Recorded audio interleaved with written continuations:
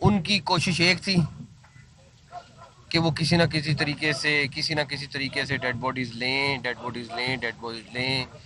Prime minister کی meeting ہوئی, minister صاحب ساتھ تھے. ہی واز ویری کلیئر کہ ہم نے ڈیفینیٹلی علاقہ بھی کلیئر رکھنا ہے اور جانی نقصان بھی نہیں ہونے دینا.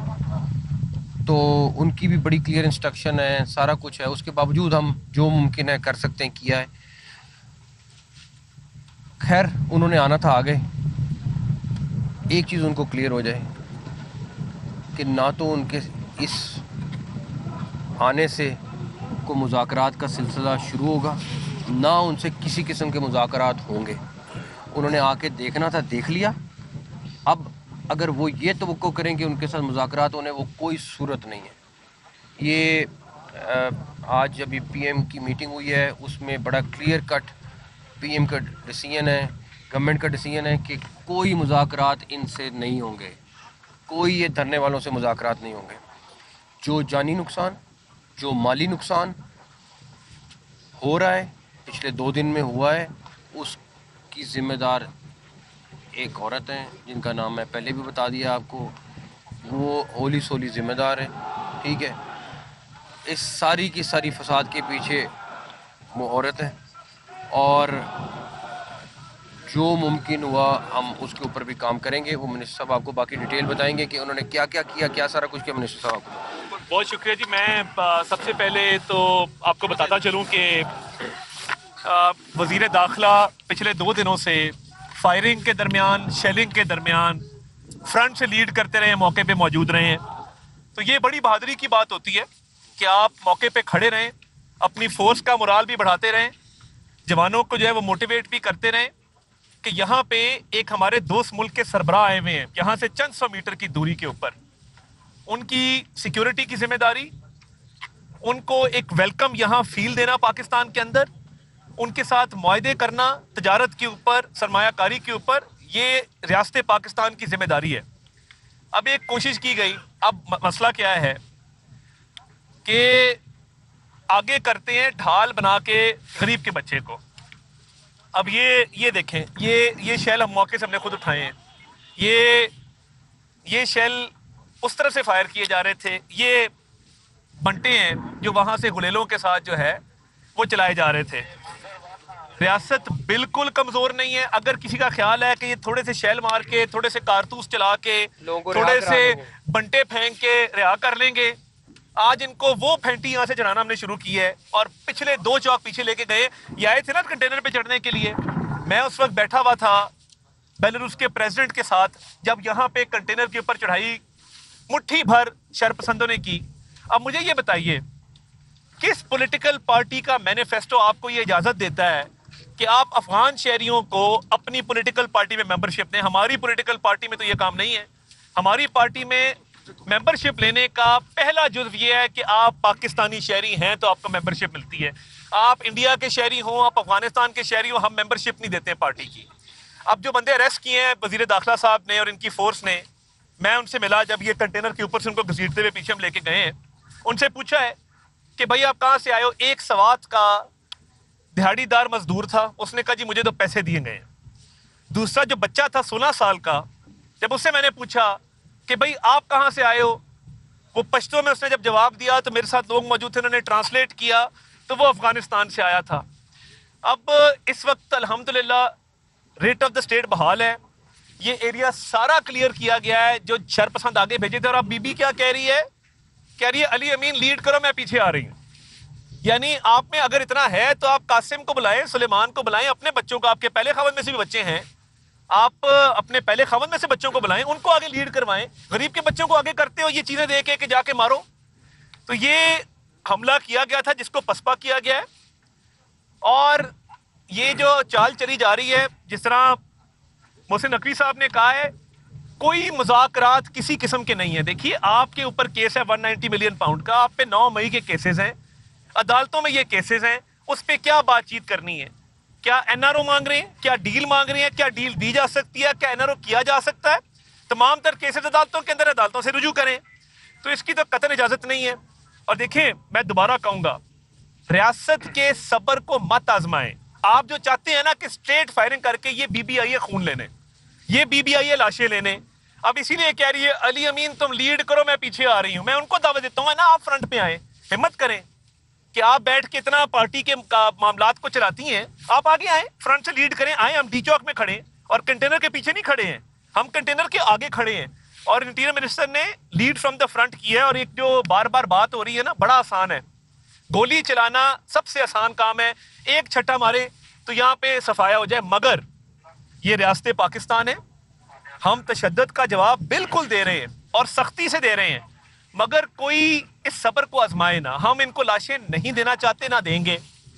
یہ رینجرز کے اہلکار شہید ہوتے ہیں, پولیس کے اہلکار شہید ہوتے ہیں, ان کا خون کس کے ہاتھوں پہ ہم تلاش کریں؟ اور یہ لاشیں لینے آئی ہے, یہ ملک میں انارکی پھیلانا چاہتی ہے, ہم ان کے ہاتھوں میں نہیں کھیلیں گے, سختی سے نمٹیں گے اور جواب دیں گے. کسی کو یہاں پہ چڑھائی کی اجازت نہیں دیں گے, آئیں آگے, ہم تیار بیٹھے ہیں. مگر اگر کوئی یہ سمجھے کہ ریاست کی کوئی کمزوری ہے تو ہماری کوئی کمزوری نہیں ہے. یہ افغان شہری, یہ شر پسند جن کو آپ نے آگے لگایا ہوا ہے, ریکارڈ یافتہ لوگ ہیں. ایک کی میں نے آئی ڈی چیک کروائی ہے, وہ پتہ لگا ہے اسلام آباد میں ڈکیتیوں میں ملوث ہے. اسلام آباد کے جتنے ڈکیت ہیں, اسلام آباد کے جتنے ریکارڈ یافتہ وارداتی ہیں جو F10 میں, F11 میں, G10 میں وارداتیں کرتے ہیں, ان ساروں نے اس دھرنے کا شیلٹر اس وقت لیا ہوا ہے. میں آپ کو وثوق سے کہہ سکتا ہوں, میرے پاس ایویڈنس موجود ہے, میں ٹائم آنے پہ ہم آگے لے کے آئیں گے. مگر وارداتیوں کو, ٹیررسٹ کو, افغان شہریوں کو شیلٹر دینا اور پولیٹیکل پروٹیسٹ کے, اور میں انٹرنیشنل میڈیا کو بھی آج یہ کہنا چاہتا ہوں, please you are trying to portray as if the government is coming down hard on peaceful protesters. This is not a peaceful protest.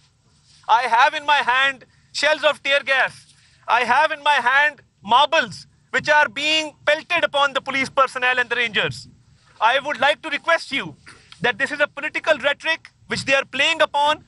Please do not fall prey to this rhetoric, because they are violent protesters. They want to destroy the peace of Islamabad. They want to sabotage a foreign visit from the president of Belarus, which is taking place at this point in time. We had offered them to go elsewhere. They can go into their own province and stage this protest, but they are hell-bent that they want to disturb peace on the Constitution Avenue, which will not be allowed.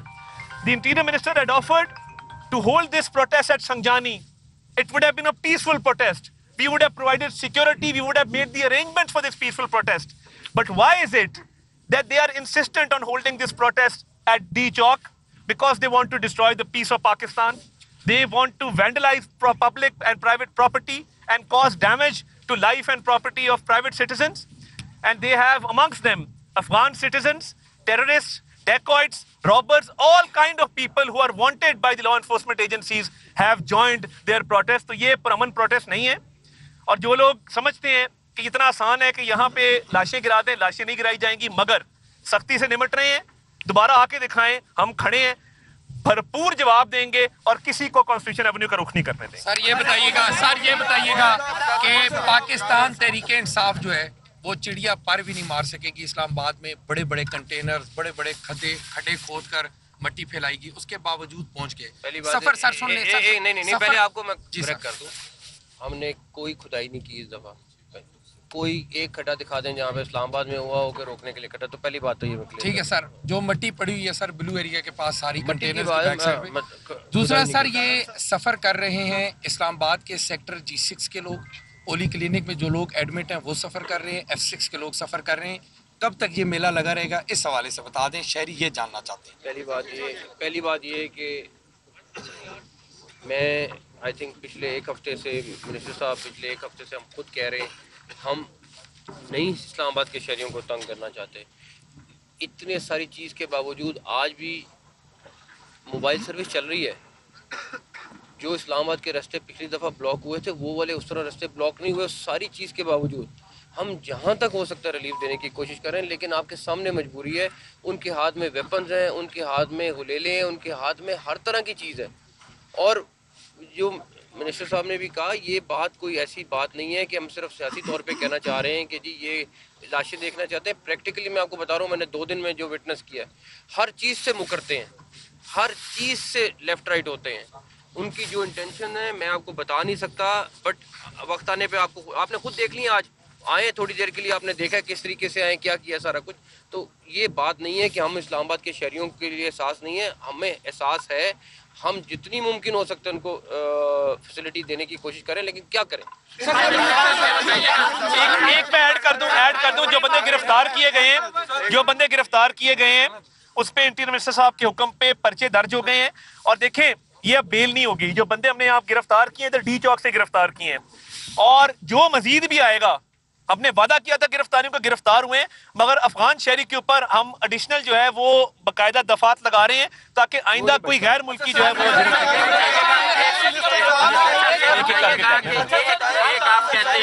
آپ کہتے ہیں کہ pellet guns use ہوئی یا تشدد ہوتا ہے، ایک معمول بن چکا ہے. آئے روز یہاں پہ مظاہرے ہوتے ہیں، آئے روز شہری پریشان ہوتے ہیں. دہشت گردی کے ثبوت ہیں، افغان باشندوں کے ثبوت ہیں، ان کو دی گئی. تو پی ٹی آئی کو بین کیوں نہیں کرتے؟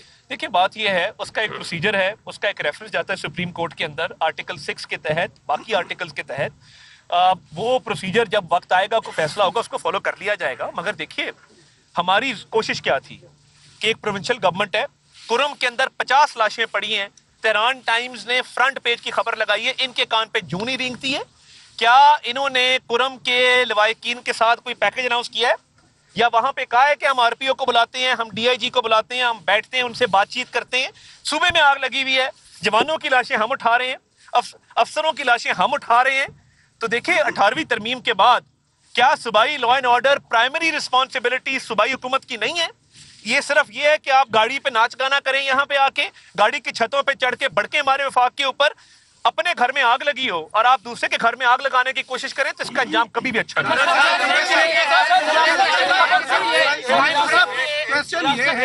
دفتر پر حملہ ہوا ہے آج کارکنان کی جانب سے، ڈائریکٹر نیوز صاحب جو ہے وہ ایک نیوز پہ ہوا ہے، سما پہ ہوا ہے، اور ایک اور میڈیا ہاؤس میں اور یہ دونوں وہاں موجود تھے.